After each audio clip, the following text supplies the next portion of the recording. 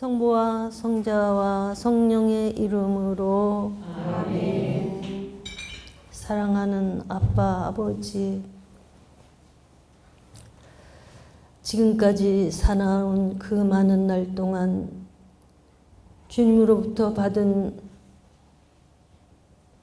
말로 다 할 수 없는 사랑, 그 어마어마한 은총, 날이 갈수록 조금씩 더 깨달아 알아가게 해주시는 은혜를 감사를 드립니다.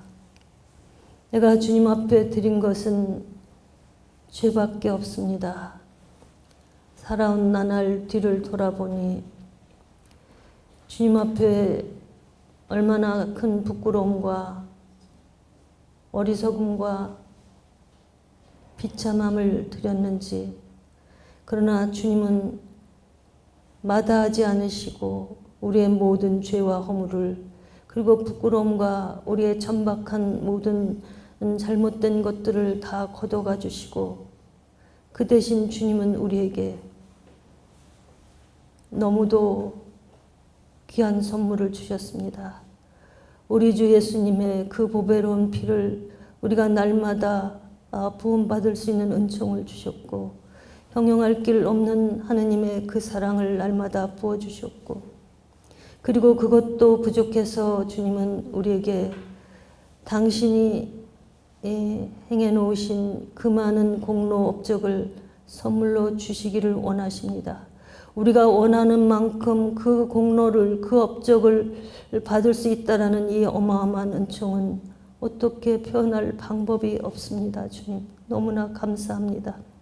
우리에게 주신 그 엄청난 피와 사랑과 공로를 가지고 우리가 얼마나 많은 영혼들을 주님께로 인도할 수 있는지를 또한 알게 해주셔서 말로 다 할 수 없는 감사를 드립니다. 이제 주님의 때가 오고 있는 이때에 우리는 이 어지러운 세상에서, 이 혼탁한 세상에서 눈송이처럼 많이 지옥으로 떠내려갈 이 엄청난 상황 앞에서 그 주님의 공로를 가지고 주님께로 그들을 인도할 수 있는 특권을 주신 거, 정말 어떻게 다 감사드려야 할지 알지 못합니다. 주님, 우리가 이제 오늘도 주님의 때가 임박했고 어떻게 준비해야 되는지를 생각할 때마다 주님의 마음을 헤아리고 영혼들을 향한 주님의 안타까움과 사랑을 가지고 우리도 그 뒤를 따라갈 수 있도록 우리의 마음을 활짝 열어주시고 영혼에 대한 불붙는 사랑을 주시기를 우리 주님 예수 그리스도의 이름으로 간절히 기도드립니다. 아멘. 성부와 성자와 성령의 이름으로 아멘. 예, 지난 시간에 제가 좀 한번 들어봤더니 조금 이렇게 미흡한 게 있어서 제가 요걸 마저 말씀을 드리려고 그래요. 그러니까 제가 환란이 7년이라는 말은 성경에는 없다. 그런데 7년 환란이 어떻게 해서 나오는 거냐, 그 이야기를 해드렸죠. 근데 이제 그게 조금 부실했어요. 그래서 제가 오늘 지금 다시 한번 하는데, 다니엘 9장 27절에 보면 그 장군은 한 주간 동안 무리를 모아 날뛸 것이다. 반 주간이 지나면 희생제사와 곡식 예물을 중지시키고 이랬어요. 그러니까 반 주간이 지나면 희생제사 곡식 예물을 중지시킨다. 이게 무슨 얘기라 그랬죠? 미사를 없애는 거라 그랬죠? 예, 근데 묵시록 13장 5절에 보면 그 짐승은 큰 소리를 치며 하느님을 모독하는 말을 짓거릴 입을 받았고 42달 동안 세도를 부릴 권세를 받았습니다. 자, 42달이 몇 년이에요? 3년 반. 근데 다니엘 12장 11절에 보면 정기 제사가 폐지되고 파괴자의 우상이 선 다음 1290일이 지나야 온다 그랬어요. 1290일이 몇 년이에요? 3년 반. 그러면 1290일 동안에 하는 일과 42달 동안에 하는 일과 반주간 동안에 하는 일이 어때요? 같은 일이에요. 그래서 그럼 반주간이 몇 년이다? 3년 반이다. 그런데 한 주간 동안 그 무리가 날뛸 것이다 그랬죠? 그러니까 한 주간은 몇 년이다? 7년이다. 이해되셨죠? 네. 예. 오늘은 다시 오시는 예수님에 뒤이어서 이제 성경에 기록된 그 하느님의 심판에 대한 거를 잠깐 봐요. 그래서 6장, 창세기 6장에 노아 홍수 심판하고 창세기 19장에 소돔 고모라 멸망, 예, 그것을 오늘은 공부하겠습니다. 그래서 창세기 6장에서 8장까지 홍수 심판 이야기가 나와요. 근데 이제 지금 시간상 성경을 다 읽지를 못하고 시작을 하는데, 집에 가셔서 몇 번 읽어보세요. 네, 그래도 안 읽어도 이 이야기는 다 알고 있는 이야기죠? 예, 근데 이제 그냥 아는 이야기로 말고, 하나님 주시는 말씀으로, 예, 정독을 하시기 바랍니다. 예. 그래서 하느님께서 세상을 홍수로 심판하시기 이전의 상황을 설명해 주고 있어요. 창세기 6장 1절에서 12절에 보면. 그래서 홍수 심판을 받아서 멸망을 받을 즈음에 세상의 사정이 어떠했는가 보면, 자, 6장 5절에서 6절. 창세기 6장 5절에서 6절. 저는 공동번역으로 써놔서 제가 이걸로 읽겠습니다. 여러분들이 읽으세요. 예. 야훼께서는 세상이 사람의 죄악으로 가득 차고 사람마다 못된 생각만 하는 것을 보시고 왜 사람을 만들었던가 싶으시어 마음이 아프셨다. 어땠다고요? 사람이 죄악으로 가득 차고 못된 생각만 하는 것을 보시고 마음이 아프셨다. 예, 하느님께서 한탄하실 정도로 사람들은 타락했고 악에 물들어 있었다라는 거예요. 그러니까 야훼께서는 7절에 보면 내가 지어낸 사람이지만 땅 위에서 쓸어버리리라. 공연히 사람을 만들었구나.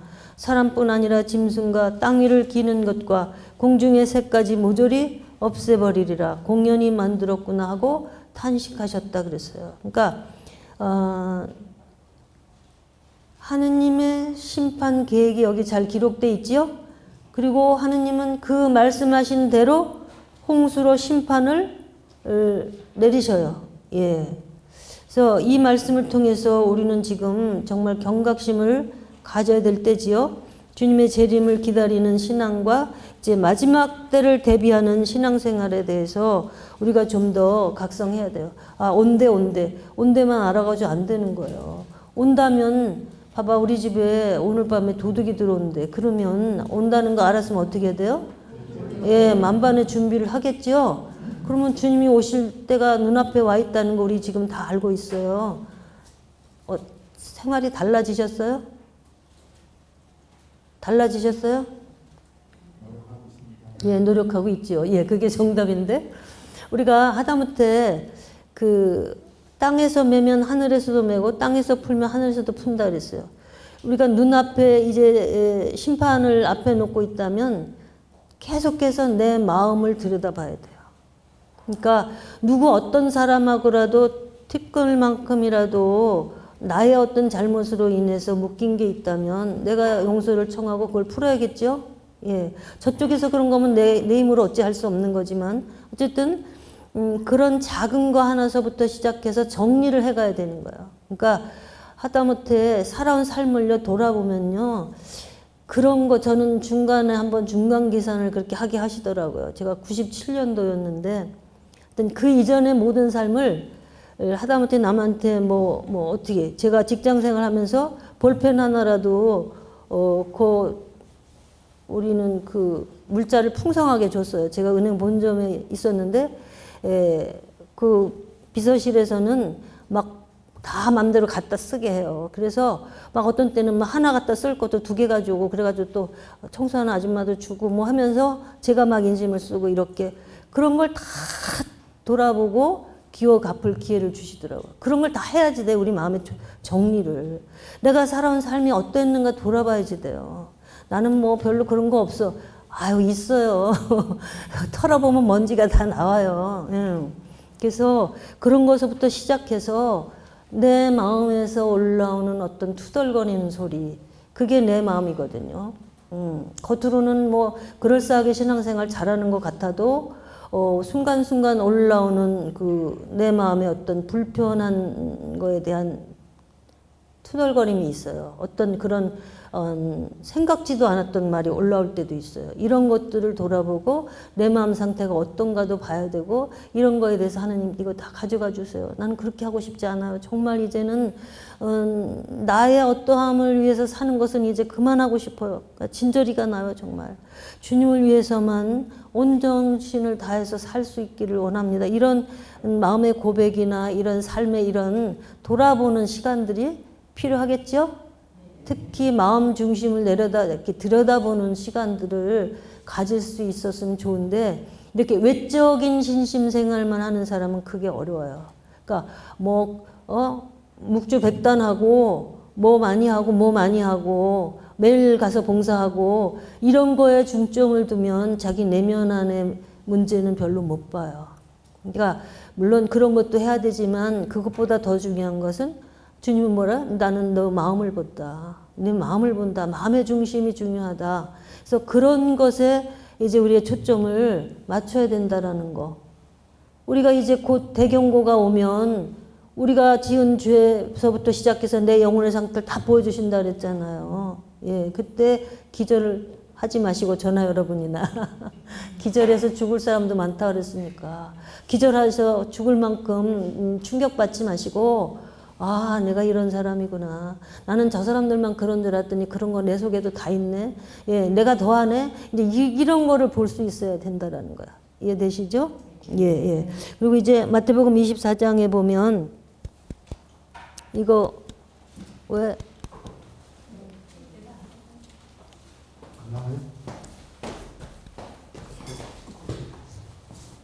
그럼 그걸로. 네. 주님께서 노아 시대의 홍수 심판을 인용하시면서 교훈을 하시죠? 떼서, 네, 네. 그러니까 홍수로 심판받아서 멸망한 노아 때의 세상과 이제 재림하실 때 이 마지막 때와 같다고 말씀하시는 거죠. 그죠? 예. 이 장은 주님의 재림을 기다리면서 마지막 때를 사는 우리가 어떻게 살아야 할지를 보여주는 내용이죠. 그러니까 먹고 마시고 시집가고 장가가고 하다가 다 물에 휩쓸려 갔다라고 말씀하시죠. 그러니까 지난번에도 제가 언제 말씀드렸어요. 먹고 마시고 시집가고 장가가는 거, 집 짓고 심고 팔고 사고 다 해야 되는 일이에요. 그게 사는 거죠. 누구나 합니다. 근데 그러다가 물에 다 휩쓸려 갔다. 그 말을 어떻게 해석해야 되겠어요? 그것만 전부인 줄 알고 사는 사람은 그날에 휩쓸려 갈 것이다. 그걸 왜 해야 되냐? 그걸 가지고 살아야 되는 거예요. 그걸 왜 해야 되냐? 이제 이따가 그 이야기는 하겠습니다. 자, 하느님께서 홍수 심판에 대한 계획을 노아에게 계시하시죠. 그러니까 아모스 3장에 보면 당신의 종 예언자들에게 속을 털어놓지 않으시고는 주 야훼 아무것도 하지 않으신다. 그러니까 하느님은 뭔가 일을 하실 때 누구에게 먼저 얘기하세요? 당신의 종에게 먼저 얘기하세요. 그러니까 하느님께서는 노아에게 계시하신 것보다 더 세밀하게 이제 마지막 때에 되어질 일들을 계시하셨지요. 성경 전체에 기록되어 있습니다. 그러니까 뭐 복음서에도 있고 예언서에도 있고. 잘 들려요? 그러죠? 예. 그리고 특별히 묵시록에 기록되어 있어요. 그러니까 종말에 대비하는 지혜로운 다섯 처녀처럼 기름 준비하고 깨어 있어야겠지요? 예. 그때 가서 갑자기 기름 사러 갔던 처녀들은 어떻게 됐어요? 오니까 문이 닫혔어. 그래서 문 열어달라니까 나는 모른다. 예. 그러니까 노아 시대의 사람들은 하느님의 뜻대로 살지 않았기 때문에 모두가 멸망을 했지요? 예. 근데 노아만은 하느님 뜻에 하느님 마음에 들었지요? 예. 그래서 노아와 그의 가족은 다 구원을 받습니다. 그러니까 인간의 타락과 하느님의 심판 계획이 이제 여기 창세기 6장에 나오는데 땅 위에 사람이 불어나면서부터 그들의 딸들이 태어났다. 하느님의 아들들이 그 사람의 딸들을 보고 마음에 드는 대로 아름다운 여자들을 골라 아내로 삼았다 그랬어요.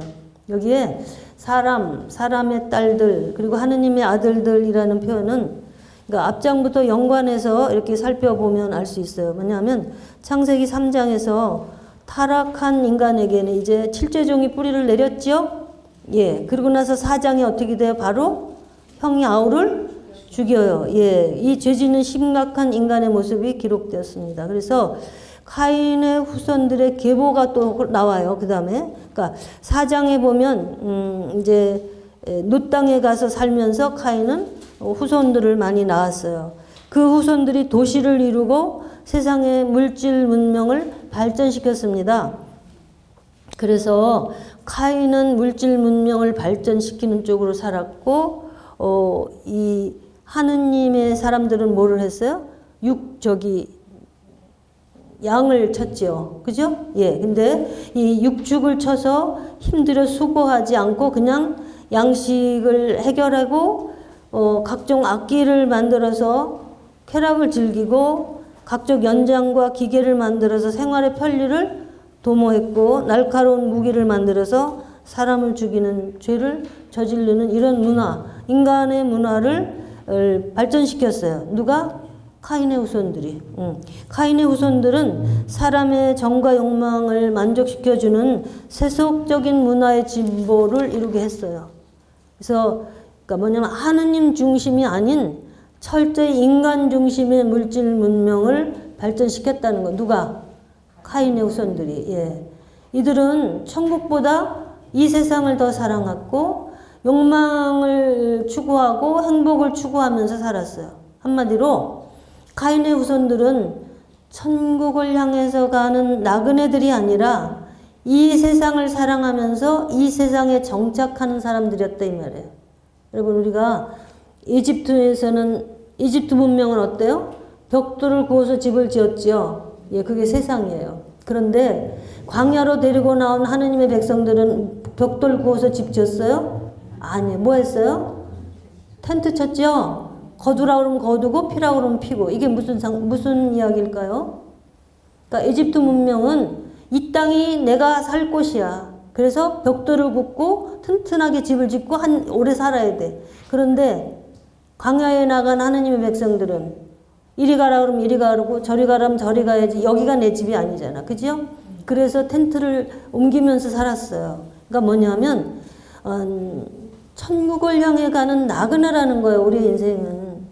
여기가 내가 살 곳이 아니라는 거. 근데 여기다가 금은보화를 다 쌓아놔야 되겠어요? 그러면 어디다가 쌓아야 되겠어요? 내 본향에다 쌓아야 돼요. 그게 바로 내가 어디다가 헌금하고 봉헌하고 나누는 모든 것은 하늘나라에 미리 가는 거예요. 그러니까 우리는 죽을 때는 10원 하나도 가지고 갈 수 없어요. 그건 누구나 알아. 그런데 미리 보낼 수 있는 방법이 있어요. 그죠? 미리 보낼 수 있는 방법이 있는데 그렇게 자선이나 어떤 나눔 그런 것들을 미리 보내면 천국은행은 이자가 10,000%. 믿으시죠? 예. 씨 하나 심으면 어마어마하게 달리잖아요. 사과나무 하나에서요. 헤아릴 수 없어요. 수백 개가 달려요. 그런 걸 보면 예, 우리가 하늘나라에다가 투자하는 것은 얼마나 엄청나게 불려주시는지 알 수 있어요. 씨 하나 가지고 그렇게 많이 만들어내시잖아요. 하나님은. 예. 그러니까 이제 아벨이 죽고 나서 아벨 대신 누구를 줬어요? 셋을 주셨어요. 예, 그래서 셋의 아들 에노스 때에 비로소 사람들이 야훼의 이름을 불러 예배하였다 그래. 그러니까 셋의 후손들의 특징은 하느님을 알고 하느님을 섬기는 사람들이었어요. 그들은 아주 장수했지요. 그래서 나이가 다 나와. 얼만큼 살았다는 게. 이 세상에서 자연적인 발명이나 세속적인 문명을 발전시키는 일은 누가 했다? 카인의 후손들이 했어. 근데 천국을 향해 나아가는 나그네처럼 하느님을 바라보고 사는 사람들은 셋의 후손들이었어요. 근데 그 주목할 분들이 그 중에도 누구였냐면 에녹과 노아예요. 셋의 계보에 속한 사람들은 하느님의 이름과 하느님의 영광을 위해서 살았어요. 그래서 그들을 통해서 하느님은 영광을 받으셨고 그리고 그들을 통해서 구속의 은혜가 계속 유지되도록 섭리하세요. 구약에서는 이제 미리 앞당겨서 은혜를 주시는 거죠. 예수님의 구속 은혜를. 예. 이에 비해서 카인의 후손들은 하느님을 섬기지 않았고 죄악 가운데 타락해 갔습니다.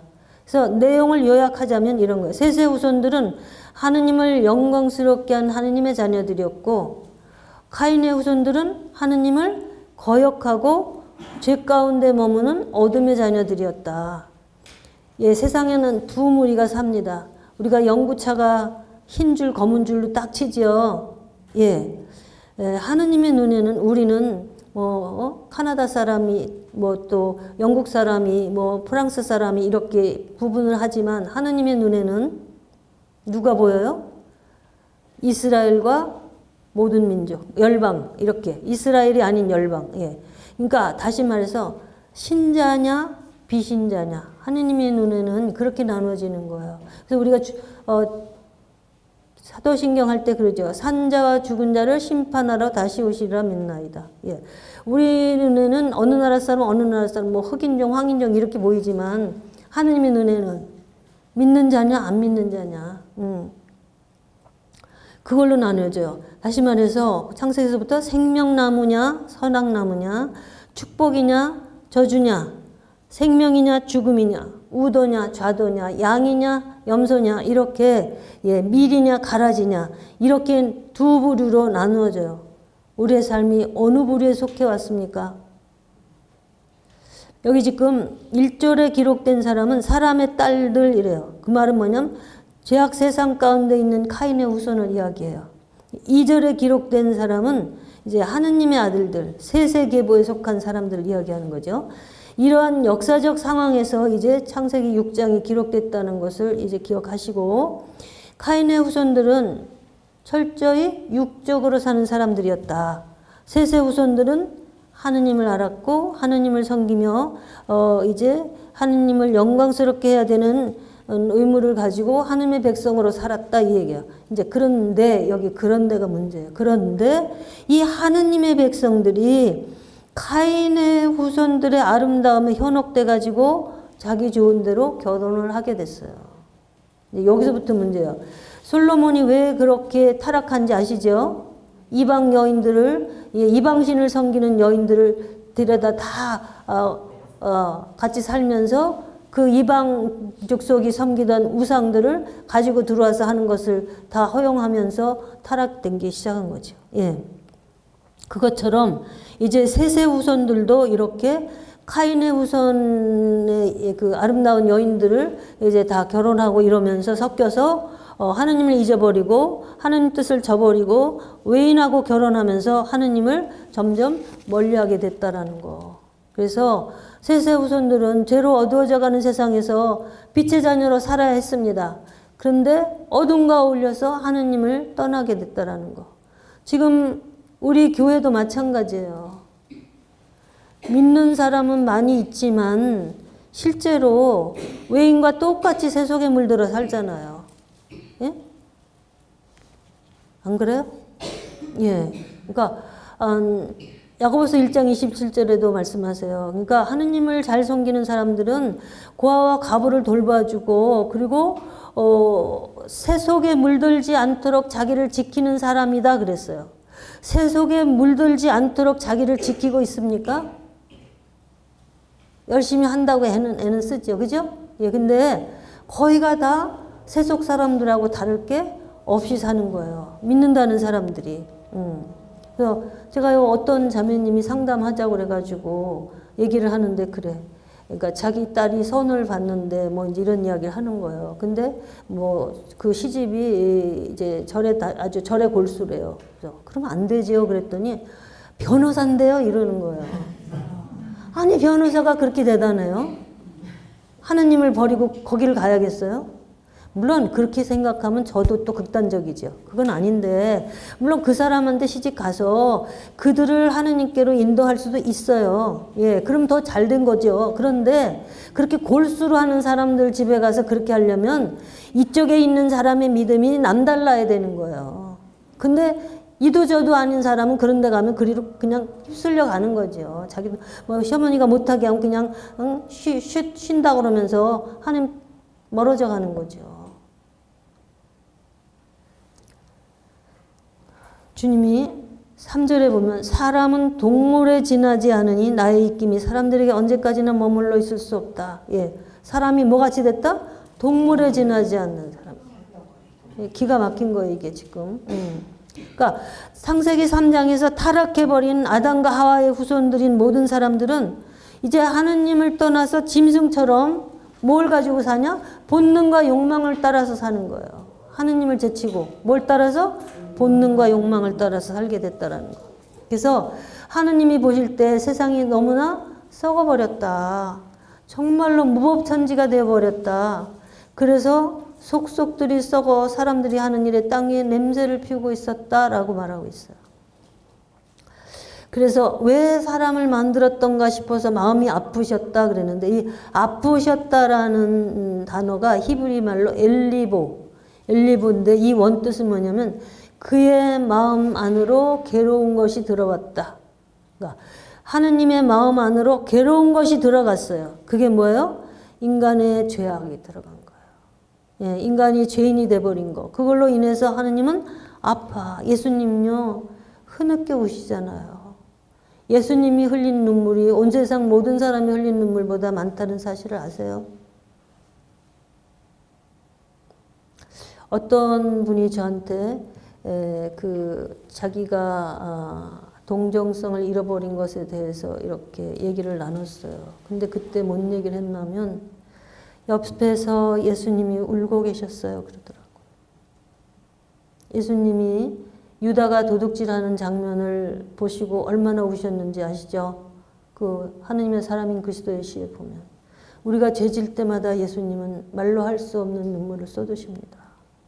그게 성경에 나오죠. 예. 내 백성이 포로로 끌려가는 것을 보면 나는 남몰래 가슴 메어 울 것이다. 그래. 포로로 끌려가는 게 뭐예요? 마귀들에게 끌려다니면서 죄질 때 나는 가슴 메어 운다라고 말씀하시는 거예요. 인간의 죄악으로 인해서 괴롭고 마음이 아파서 탄식하시면서 이제 내가 돈은 못 보겠다. 이제 다 쓸어버리리라 라는 심판의 메시지 앞에 그러나의 사람이 있었습니다. 누구예요? 노아. 예.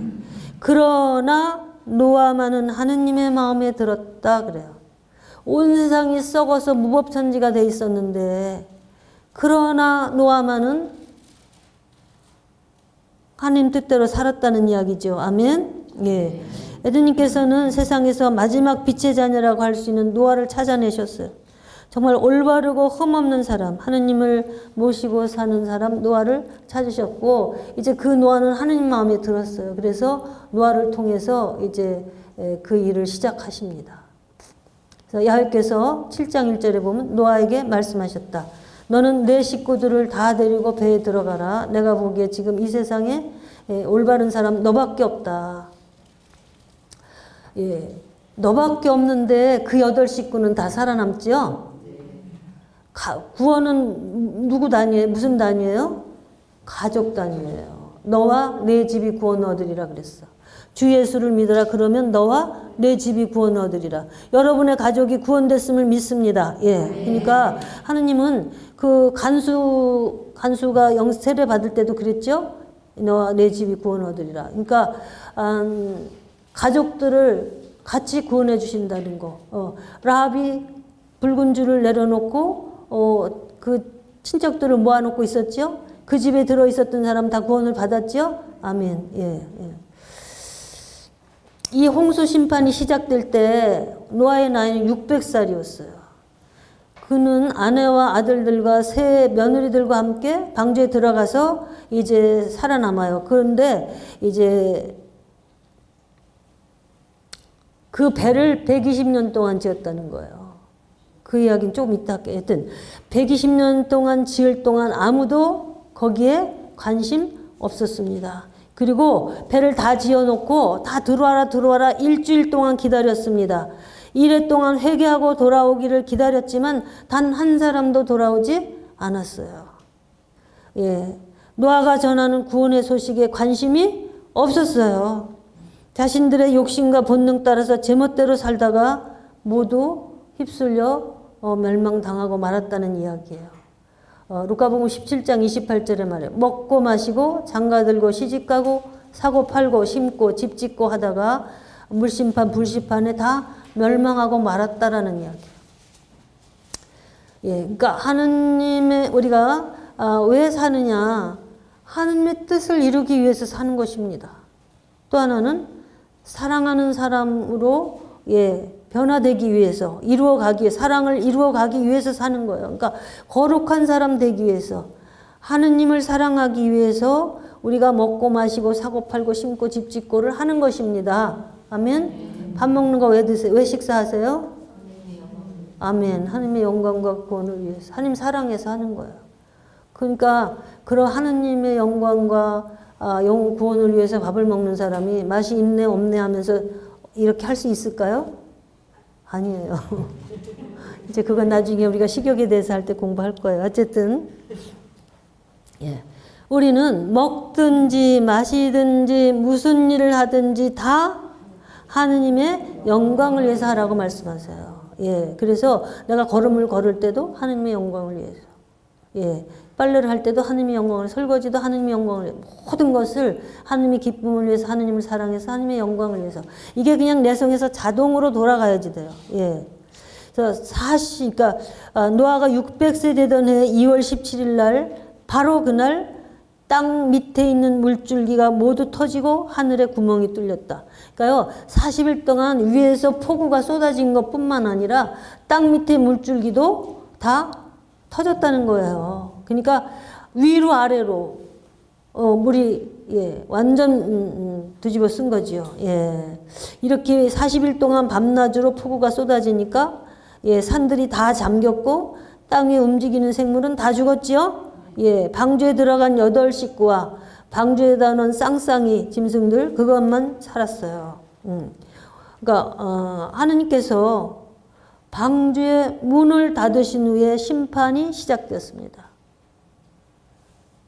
이방인 구원의 문을 닫으시면 이제 이 땅에는 대환란이 시작될 거예요. 제가 이 이방인 구원에 대한 거를 지난 강의에서 안 했는데 그거 하면 또 얘기가 길어져서 시간을 다 맞출 수가 없어서 그랬어요. 근데 어쨌든 예루살렘과 유다와 사마리아뿐만 아니라 땅 끝에 이르기까지 온 땅에 복음이 전해져야 된다. 구원이 이제 그렇게 돌아오는 건데 온 세상을 한 바퀴 돌아서 이스라엘로 다시 돌아갈 때 그때가 주님이 다시 오실 때라고 말하는 거예요. 그러니까 누구에게든지 골고루 복음이 다 전파돼야지 이제 예수님이 이 땅에 다시 심판하러 오시는 거죠.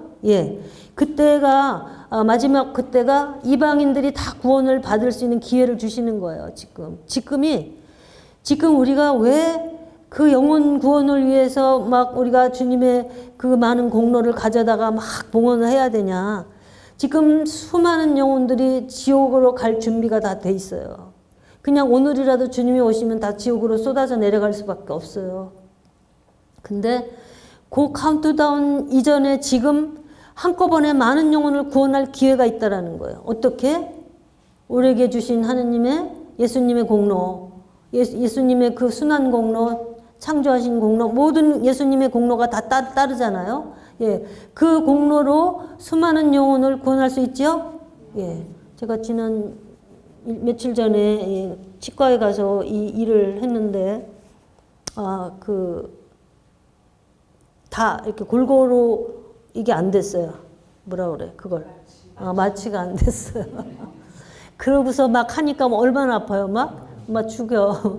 근데 제가 그 1시간 꼬박 1시간 앉아 있었는데 꼬박 1시간 동안 예수님 십자가에서 못 박히신 고통을 생각했어요. 계속해서 뼈가 아스러지는 고통에다가 이거 아무것도 아니야. 주님 그 뼈 바스러지는 고통의 바다에다가 이거 한 방울 봉헌합니다. 계속 봉헌합니다. 영혼. 그랬더니 이제 나중에 너무 고생했다고. 근데 사실 저는 고생은 했지만 얼마나 보람 있는 시간이었어요. 오늘도 오니까 이렇게 뜨뜻한 신발을 신겨주시고 또 여기 성당에 미사 드리러 가는데 또 사랑의 천사가 또 뭘 슬리퍼를 신으라고 갖다 주세요. 그래서 주님 너무 감사한데요. 제가 봉헌할 기회가 없잖아요. 그랬더니 주님 뭐라 하냐면 너의 선, 너가 하려고 하는 선을 봉헌해라. 예, 제가 이걸 차가운 발을 주님께 봉헌하려고 했잖아요. 그게 내가 하고자 하는 선이었어요. 근데 그걸 봉헌하면 되지 않냐 이거야. 그러니까 꼭 네가 고생하는 것만 봉헌하는 걸 생각하지 마라. 네가 하려고 했던 거 못하는 거 그거 봉헌하는 것도 난 똑같이 받아준다 이 말이에요. 무슨 얘기인지 아시겠죠? 이것도 하나님 뜻 얘기 했다고 또 뭔 소리 듣겠네요. 근데 어쨌든 진짜는 진짜고 좋은 건 좋은 거잖아.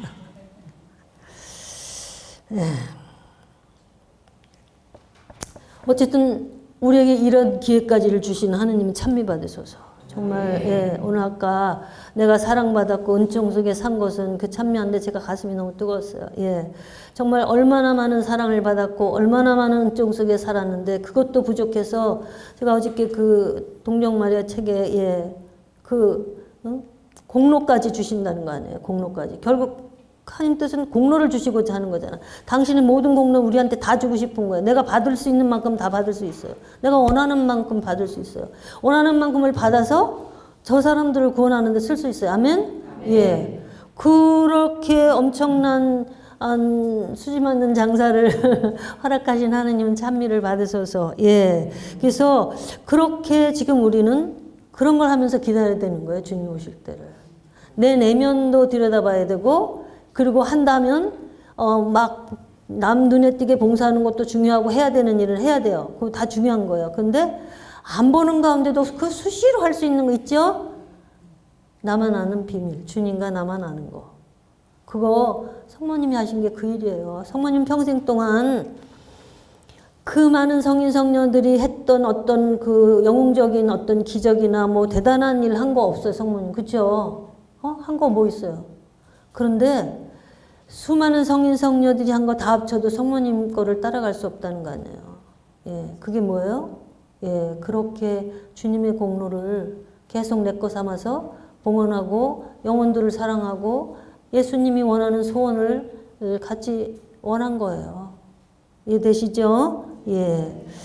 어쨌든 하느님이 문을 닫으셨어요. 하느님이 문을 닫으시면 열자가 없습니다. 예. 문을 닫으시기 전에 지금 아직 기다려 주시고 있는 이때에 빨리 주님께로 돌아오게 해야 되는 거예요. 그게 지금 몇 년 안 남은 거잖아요. 우리가 이거 지난번에 공부한 거. 예. 하여튼 어서 빨리. 그래서 하느님은 곧 그 문을 닫으실 때가 됐다라는 거예요. 예.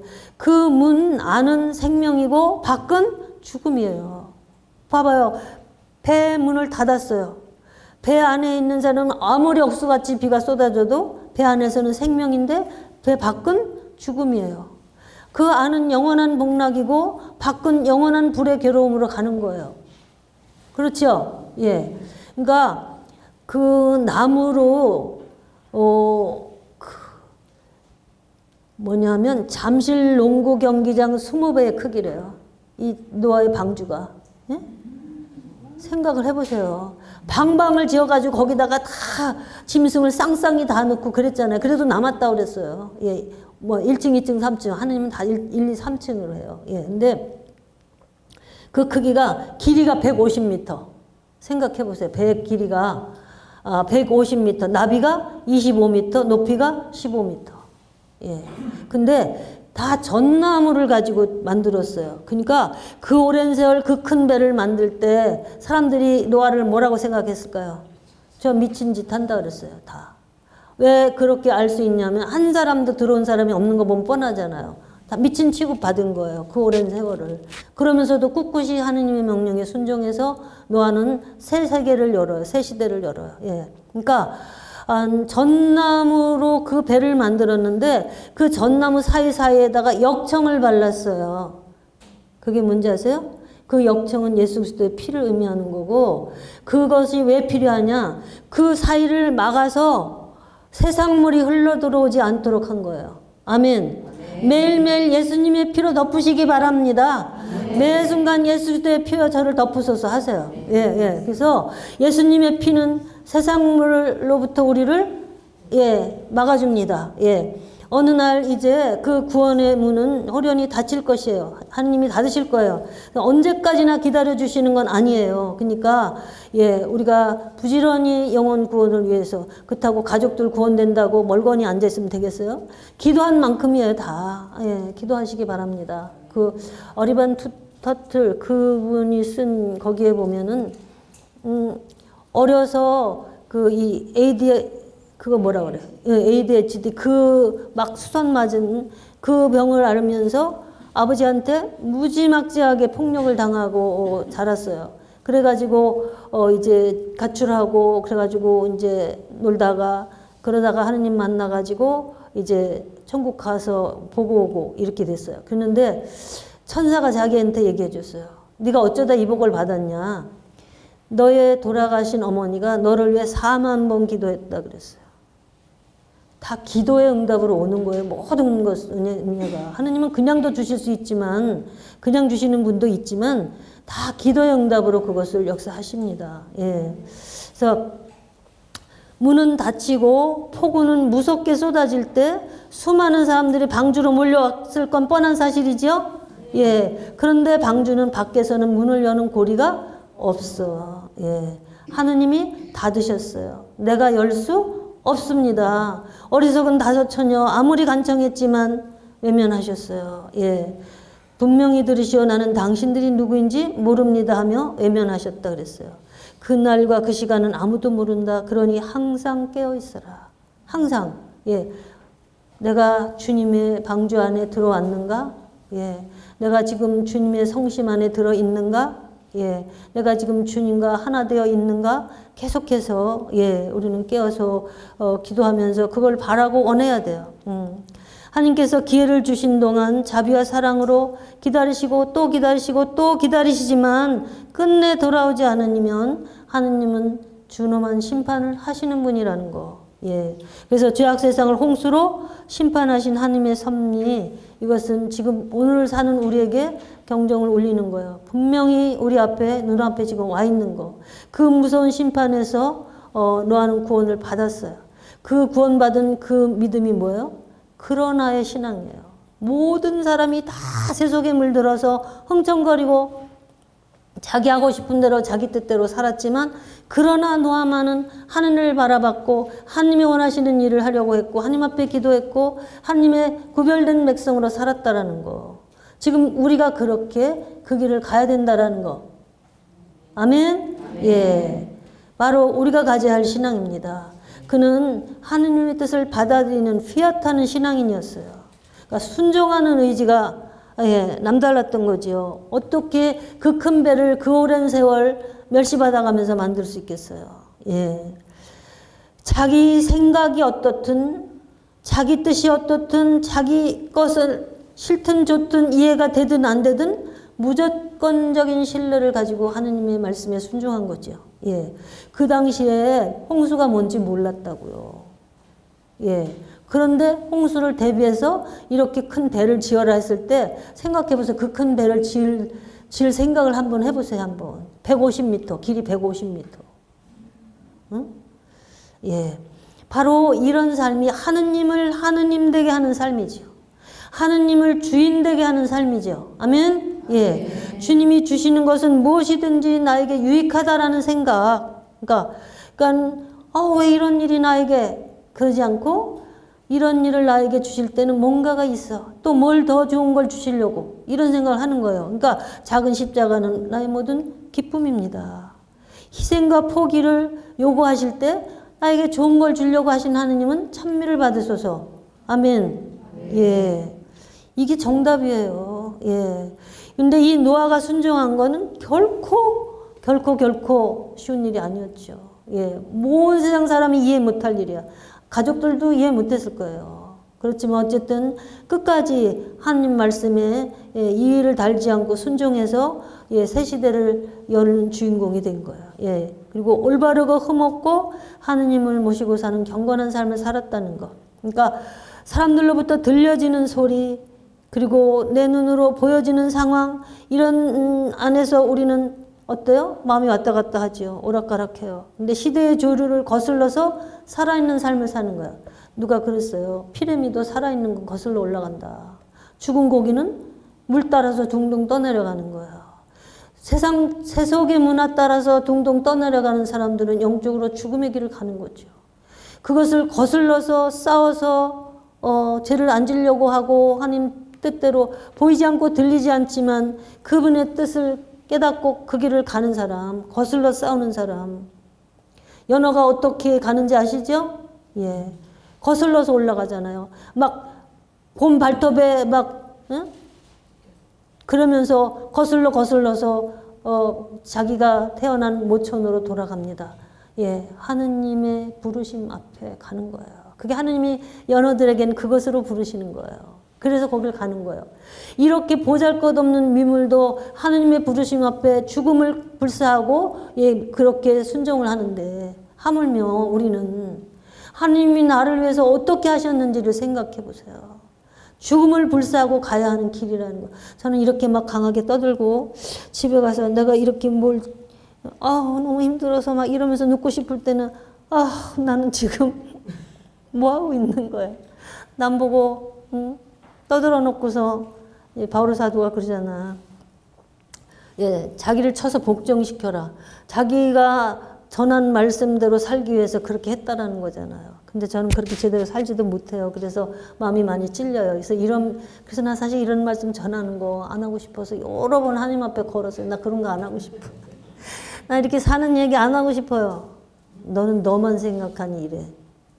그래가지고 어쩔 수가 없이 저에게 이것을 하라고 하시면 제가 할 수밖에 없는데 어쨌든 그런 것도 있어요. 그래 놓고서 너는 그렇게 살면 되겠냐 하고 자책하는 것도 있죠. 어쨌든 제대로 살지는 못하지만 살려고 노력은 하잖아요. 우리가. 그죠? 예. 어쨌든 시대의 조류를 거스르는 삶을 살아라. 시대의 조류를 거스른다는 건 뭐예요? 세상 사람들이 좋아하는 명품, 안목, 유행하는 거, 새 거, 맛있는 거, 하는 거, 하여튼 세상 사람들이 몰려다니는 거, 돈 많이 번다면 그냥 거기에 다 정신 파는 거, 이런 거를 거슬러 살으라는 거예요. 예. 노아는 120년 동안 미친 사람 취급받았습니다. 그러니까 애정과 욕망을 못 박는 삶을 사는 거죠. 근데 이제 이런 것까지를 욕망 말하자면은 그러니까 먹고 자고 이런 욕망은 못 박을 일은 아니에요. 먹어야 살고 자야 사니까. 그런데 이제 정도를 넘어서 과하게 하는 것은 이제 우리가 절제를 해야 되겠죠. 예. 그건 이제 우리가 앞으로 공부하게 될 거예요. 어쨌든 죽은 고기는 물결 따라서 둥둥 떠내려가요. 근데 살아있는 신앙인은 죽음의 물로 떠내려가서는 안 되겠죠? 예. 많은 사람들은 세상의 안락과 부귀와 영화, 유행 따라서 맛 따라서 멋 따라서 가는 길을 갑니다. 이것은 넓은 문으로 가는 길이에요. 그런데 생명에 이르는 문은 어떻다고 그랬어요? 좁고 그 길이 험해서 찾는 이가 적다. 찾아야 아는 길, 찾아야 보이는 길. 여러분들은 여길 찾아오신 거예요. 주님은 뭐라 그래요? 너희는 세상을 본받지 말고, 세상을 본받지 말으라는 거예요. 로마서 12장. 그리고 야고보서 4장 4절에 세상과 짝하면 하느님과 원수된다. 세상과 짝하면 하느님과 원수된다. 요한일서 2장 15절 세상을 사랑하는 사람에게는 하느님을 사랑하는 마음이 없습니다. 내 백성아 거기서 나와라. 예. 세속에 물들지 않도록 자기를 지키는 것이 영혼을 관리하는 것입니다. 그러니까 순교적인 신앙의지 없이는 되기가 어렵겠지요. 예. 노아는 온 세상 사람들에게 따돌림 받고 비방과 조속거리가 되었을 것 뻔합니다. 왜요? 방주에 들어온 사람이 단 한 사람도 없잖아. 그러나 그는 믿음을 지키고 꿋꿋이 하느님만 바라보고 신뢰했습니다. 그리고 하라시는 대로 순종했습니다. 그래서 그는 새 시대를 여는 주인공이 된 거예요. 믿음을 지속하기 위해서는 고난이 필요하고 또 내가 얻어야 할 것을 포기하는 고난도 있어요. 그러니까 믿는 자에게는 사실은요, 이 땅에서는 손해보는 일이 많은 거예요. 그래도 그 길을 우리는 가야만 하죠. 왜 손해를 봐도 가야 돼요? 손해본 거 누가 보상하세요? 하느님이. 이 땅에서 보상받는 거하고 비교할 수 없는 거. 100배로, 예, 10,000배로 보상하시죠. 예.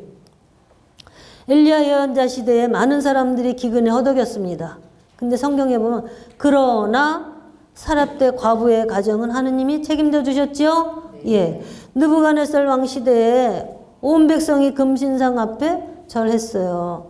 그러나 사드락과 메삭과 아벳느고는 왕의 명령보다 하느님의 명령을 귀히 여기고 죽음을 각오하고 왕의 명령을 거절했어요.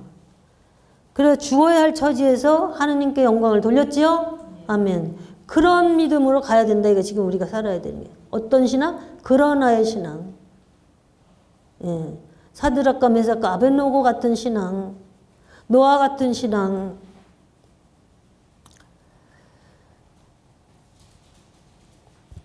다니엘은 어땠어요? 기도하는 사람 사자굴에 쳐넣는다는 문서에다 왕이 도장을 찍은 것을 알면서도 다니엘은 동쪽 창을 향해서 두 손 들고 기도했어요. 그래서 사자굴에 던져졌지요? 어떻게 됐어요? 하느님이 사자들의 입을 막아버리셨어. 그리고 그를 고발했던 대신들을 대신 거기다 쳐넣었더니 그냥 다 씹어먹어버렸어. 뼈째 씹어 삼켰다고 그랬어요. 하느님을 위해서 자기를 버릴 수 있는 거, 그에게 베푸시는 하느님의 사랑과 상급은 측량을 할 수가 없는 거예요. 하느님은 그런 사람을 통해서 당신을 드러내시고 영광을 받으십니다. 그래서 성경에 기록된 역사를 볼 때 매 시대에 사탄이 이 상황을 극도로 파괴시킬 때마다 항상 하느님께 은혜를 입고 시대를 전환한 사람들이 있었어요. 예, 수많은 성인들이, 프란치스코 성인 같은 분들도 그렇죠. 그 시대가 엄청 타락했던 시대, 그로 인해서 많은 회복이 있었죠. 영적으로. 타락의 밑바닥에는 항상 그러나의 사람이 있었다라는 거. 예. 모든 세상 사람들이 다 못 따라가요. 지금 돈 따라가. 그런 세상에서 영적으로 살려고 깨어있는 자들에게 하느님은 은혜를 더 부어주신다는 거. 아멘. 예. 그러니까 하느님 말씀대로 다 했어요. 노아는. 그래서 아까도 얘기했지만 잠실 농구 경기장 20배의 크기인데 노도 없고 돛도 없고 키도 없어. 예. 그럼 어떻게 갈까요? 하느님이 하는 거예요. 하느님 움직이는 대로 떠 있는 거예요, 그냥. 예, 하느님 움직이시는 거예요. 하느님. 그 얘기는 뭐예요? 자기 생각, 자기 자존심, 자기 개성 나타내면서 믿는 사람 바른 믿음 사는 거 아니에요. 우리는 너무나 불완전한 존재인데 자기 거 잘한다고 내세우는 거 그거 아니에요. 나에게는 이해도 안 되는데, 그리고 나는 그거 싫은데, 근데 주님이 원하시면 어떻게 해야 돼요? 주님이 원하시면 저도 원해요. 예. 이해되는 것만, 내가 할 수 있는 것만이 아니라 이해 안 되는 것도 주님이 하라시면 해야 돼요. 할 수 없는 것도 주님이 하라시면 어떻게 해야 돼요? 하는 흉내라도 내야 돼. 왜? 하느님이 하세요. 난 못하니까. 알아서 하세요. 이렇게. 예, 예. 복종할 수 있는 신앙의 수준까지를 우리는 목표로 삼고 가야 돼요. 지금 그렇게 당장 하라는 얘기 아니에요. 하루아침에 되는 얘기도 아니에요. 이거는. 우리가 그게 우리의 목표다. 아멘. 예. 그러니까 하나님께 순종을 잘하려면 자기를 버리고 십자가를 지는 희생을 감수해야 된다는 거. 아, 너무 어려운 얘기만 해서 죄송한데, 근데 이게 진리인데 어떡하겠어요? 해야 되겠어요? 안 해야 되겠어요? 해야 되죠. 예. 그러니까 사람이 내가 보기엔 그게 아니야. 아, 그건 그렇게 하는 게 아니야. 무슨 배를 지어. 무슨 뭐가 홍수가 와. 이렇게 이제 뭐 오만 사람이 떠들었을 거예요.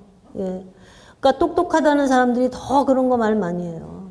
내가 똑똑하다는 게 얼마나 아무것도 아닌지 알았어요. 제가요, 엊그저께 우리 집 형제가 그 아침에는 100% 현미밥을 먹고 낮에는 오븐도미를 먹고 이래요. 그러는데 100% 현미밥은 그럼 따로 자기가 좀 해서 드셔보세요 이랬어. 그랬더니 자기가 밥해. 어떻게 하냐. 물도 달아서 쌀도 달아서 이렇게 해서 두 끼 밥을 해요. 그런 이틀 먹지 아침마다. 그래서 밥을 해가지고 이렇게 식탁에다 퍼서 놨어, 두 그릇을. 그러니까 아침 밥그릇은 그릇도 달라. 그러는데 제가 하나는 이제 내일 아침에 먹을 거는 여기다 놔두고 하나는 더 자야 되니까 냉장고에 넣었어. 근데요, 우리 집 형제는 굉장히 똑똑하고 기억력도 좋고 주도 면밀하고 실수를 안 해. 근데 저는 맨날 실수하고 저는 이제 덜렁거리지. 그러는데 냉장고를 딱 여니까 밥그릇이 하나 있잖아요. 근데 그때 자기가 순간 아, 현미밥이 한 그릇밖에 없구나. 현미밥이 한 그릇밖에 없구나. 또 해야 되나? 이러고 문을 닫았대요. 금방 해놓고 기억이 안 된 거예요. 그러니까 그러면서 보니까 식탁에 그릇이 하나 있더라는 거죠. 그래가지고 막 둘이서 배꼽 잡고 웃었는데 저는 거기서 웃으면서 뭔 생각했냐면 제가 전에도 그랬어요. 나 원숭이가 떨어지는 거 보는 게 되게 재밌어. 근데 그 순간 제가 무슨 생각을 했냐면 아무리 똑똑한 사람도 나이 들어서 기억력 없어지고 뭐 조금만 뇌를 한 번만 주님이 건드려 놓으면 바보 되는 거잖아. 아무것도 아니잖아. 세상에 똑똑하다는 게 뭐냐고. 아무것도 아니라는 거. 정말 아무것도 아니에요. 응? 그런데 우리는 자기 똑똑하다고 내 생각엔 그게 아니라고 하느님이 뭐라 그러면 그게 될 말이에요. 그건 어쩌고 저쩌고 하잖아. 이렇게 뭘 달아. 토를 달아. 하느님이 하신 말씀이 확실하면요. 토를 달 일이 없어요. 이해되지 않아도 아멘. 하느님이 싫어도 아멘. 하느님이 원하시면 저도 원해요. 왜? 나는 모르니까 어떻게 되는 게 잘하는 건지 모르는데 하느님이 하라는 거면 끝내주는 거지. 그죠? 그런 믿음, 그런 믿음까지 우리가 바라보고 가야 된다는 거. 이해되시죠? 네. 그리고 이제 네 번째로 아직 보지 못한 일을 믿어버린 믿음을 가졌다. 대홍수라는 걸 아직 본 적이 없어. 그런데 그걸 그렇게 준비한 거예요. 히브리서 11장 1절을 보면 믿음은 우리가 바라는 것들을 보증해주고 볼 수 없는 것들을 확증해줍니다. 예. 믿음이 바로 하느님이고 희망이 바로 하느님이고 사랑이 바로 하느님이에요. 그러니까 믿음은 바라는 것들을 실상으로 옮겨 놓을 수 있는 능력이라는 거. 믿음은 하느님께서 하시는 일에 순종하고 맡기고 나아가는 것이에요. 그래서 남다른 믿음의 모습을 볼 때 하느님의 마음은 뜨거워지는 거예요. 이게 살아있는 믿음이겠죠? 예. 하느님을 전심으로 찾고 전심으로 기도하고 하느님을 기대하는 사람, 그런 사람을 하느님은 찾고 계십니다. 오늘도. 우리는 지금 이제 죄악 세상의 정화를 위해서 심판 직전에 이제 라스트 라운드를 뛰고 있는 선수들이에요. 우리의 집안 식구, 친척, 지인들, 우리 민족, 온 세상 불쌍한 영혼들, 그 영혼들이 이 마지막 때에 구원받을 수 있도록 우리가 할 수 있는 주셨지요? 우리에게 할 수 있는 거 주셨지요? 예. 당신의 공로를 다 우리에게 주고 싶어서 안달이 나셨어요, 주님은. 다 갖다 써라. 내 공로 다 가져와서 써라. 다 갖다 써라. 그러는 거예요. 그러니까 집안 식구 구원은 믿음을 가지고 인내를 보여줘야 돼요. 누가 제일 어려워요? 남편 제일 어려워. 자식은 내가 져줄 수도 있어. 근데 남편한테는 안 지려고 그러죠. 응?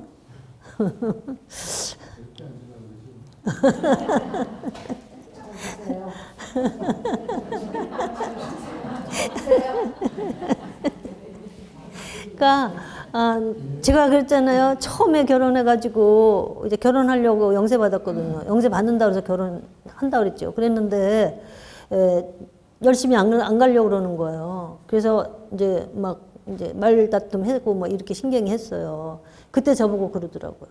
당신은 열심히 믿으면 나하고 다른 게 뭔데? 저는 그때 정말 뭘 맞은 기분이었어요. 당신 나하고 다른 게 뭔데? 다른 걸 보여줘야 돼. 그 사람하고 다른 걸 보여줘야 돼, 우리가.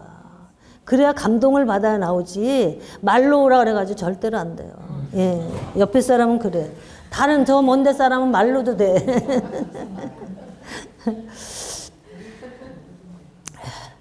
예, 아까도 얘기했지만 구원은 집단이에요. 주 예수를 믿으라. 그리하면 너와 내 집이 구원을 얻을 것이다. 필리피 감옥 간수장에게 바오로 사도가 세례 줬지요. 창녀 라합의 믿음으로 그 가족과 친척까지 다 구원받았지요. 고넬료의 믿음으로 그의 가족과 친구들까지도 다 구원받았지요. 예, 그래요. 하느님께서 살아계심을 믿는 믿음은 어떤 것도 순종하게 합니다. 우리가 살아계신 하느님을 믿는 믿음을 갖지 못하기 때문에 아유 뭐 그런 일이 어떻게 뭐 이러면서 자기 생각을 내세우지, 정말 하느님이 살아계시다, 매 순간 이 자리에 현존하신다, 이런 거를 가슴으로 알면 점점 순종 안 할 수가 없는 거죠. 예. 하느님께서 상 주시는 분임을 믿는 사람은 삶을 바꾸고 싶은 거예요. 예. 우리가 자기를 버리고 십자가 지라고 말씀하시는데 왜 자기를 버리고 십자가를 지나? 왜 소유를 다 팔아야 되나? 왜 목숨 걸고 좁은 길을, 험한 길을 가야 하나? 예. 여러분 많이 질문해 보셨어요? 수많은 순교자들이, 수많은 성인 성녀들이 이 땅에 썩어질 것을 다 팔아서 영원히 썩지 않을 천상의 꽃을 준비했어요. 우리는 이제 얼마 남지 않은 이 세월에 그걸 준비해야 되는 사람들이에요. 아멘. 예. 주님 말씀하세요. 나는 분명히 말한다. 너희는 나를 따랐으니 새 세상에 와서 사람의 아들이 영광스러운 옥좌에 앉을 때 너희도 12옥좌에 앉아 이스라엘 12지파를 심판하게 될 것이다. 나를 따르려고 제 집이나 형제나 자매나 부모나 자식이나 토지를 버린 사람은 100배의 상을 받을 것이며 또 영원한 생명을 얻을 것이다. 우리가 주님을 위해서 바치는 작은 희생들, 주님 말씀하시죠. 우리가 하나의 낙을 봉헌했을 때 낙원 하나를 준다고 그러셨잖아요. 그렇죠? 예, 얼마나 엄청, 그러니까 대로 주고 말로 받는 수준이 아니야. 쌀 한 톨 드리고 몇 가마를 받는 거예요. 예. 얼마나 놀라운 보상을 받아가지고 영원히 누릴 것인지를 한번 생각해 보세요. 예. 장차 우리에게 나타날 영광에 비춰보면 지금 우리가 겪고 있는 고통은 아무것도 아니라고 생각합니다. 그래서 믿음이 있는 사람은 이 땅에서 겪는 이 십자가의 짐보다 영원한 천상의 상이 믿어지고 기대가 되는 거예요. 그렇게 우리의 마음이 그 나라에 집중을 해야 되는 거예요. 영원한 것에. 그래서 결국 이 땅의 것은 결코 끝까지 가져갈 수 없죠. 그죠? 예, 결국은 놓을 수밖에 없는 것을 결코 놓쳐서는 안 될 영원한 것을 위해서 포기하는 거예요. 이게 지혜로운 자죠. 대데레사 성녀가 말했어요. 우리의 일생은 짧습니다. 스쳐 지나가는 것에 의존해서는 안 됩니다. 예, 스쳐 지나가는 거라는 거예요. 지금 이 세상은. 주님은요 반드시 갚으셔요. 여기서 심은 대로 우리는 거기에 가서 거둘 것입니다. 여기에서 행한 대로 거기 가서 갚아주심을 받을 것입니다. 아멘? 예. 소아 데레사, 예, 뭐 이거 얘기가 길어서 이건 넘어가겠어요. 근데 어쨌든 우리가 구원을 전파하는 동안에 이제 방주를 지으면서 준비하고 있었던 노아처럼 이제 우리도 그런 준비를 해야 되는데, 예, 준비, 마음의 준비, 영혼의 준비를 해야 되고 다른 영혼들을 구원하는 일에 대한 준비를 해야 되겠죠. 근데 준비되지 않은 자는 들어갈 수 없다는 거죠. 근데 준비는 하루아침에 될까요? 절대로 아니에요. 제가 그 개신교 친구, 열심히 한 친구를 아는데 많은 고통을 받아요, 지금. 그래서 그 봉헌의 영성을 가르쳐 주고 싶은데 잘 안 먹혀요. 그러니까 아픈 사람 보면 제일 안타까운 게 그거야. 저 아픈 걸 허비하고 있네요. 그죠? 어? 저 고통을 봉헌하면 얼마나 엄청난 은혜를 받는데 저걸 허비하는 걸 생각하면, 개신교 신자들은 봉헌하는 거 모르잖아요. 고통 봉헌하는 거 몰라요. 그래서 좀 알 때 가르쳐 줘야 되는데 잘 들으려고 안 해, 또 알려고. 그러니까 항상 습관처럼 작은 고통도 봉헌을 해버리면 고통은 오자마자 그냥 자동으로 봉헌이 되는 거잖아, 우리가. 이런 게 준비되는 거예요. 이해되세요? 네. 이제 그날에 우리는 먹을 것도 없을 것이고, 뭐 배가 고픈 것뿐만 아니라 뭐 춥고 뭐 오만 어려움이 다 올 거예요. 그럴 때 계속해서 봉헌의 영성을 살면 불평불만 할까요? 아니죠.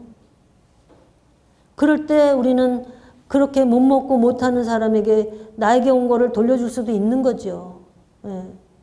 물론 그때 가서 자기 몸이 안 돼가지고 어쩔 수 없으면 어쩔 수 없지만 어쨌든 그렇게 봉헌하는 훈련은 하루아침에 되는 게 아니고 지속적으로 이렇게 해가고 있을 때 그런 상황이 오면 자연스럽게 봉헌이 되겠지요? 예, 우리가 주님 앞에 설 날 이 나그네의 삶을 마치는 날을 준비하지 않고 산다면 그것이 가장 어리석은 사람이에요. 예, 어쨌든 우리가 보면 7, 80년, 길어야 100년 인생을 위해서도 저축하고 국민연금 들어놓고 보험 들어놓고 다 하지요?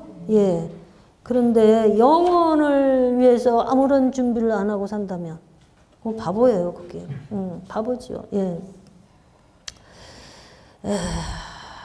그래서 순간순간 주님 사랑하는 마음으로 봉헌하는 거. 그리고 세속에 물들지 않도록 자기를 지켜서 경건하게 사는 삶을 훈련하는 거. 그리고 말씀대로 순종하는 거. 내 마음에 안 드는 어떤 것이 떨어져도 주님이 원하시면 저도 원합니다. 예, 요 말이 참 사랑스러워요, 저는.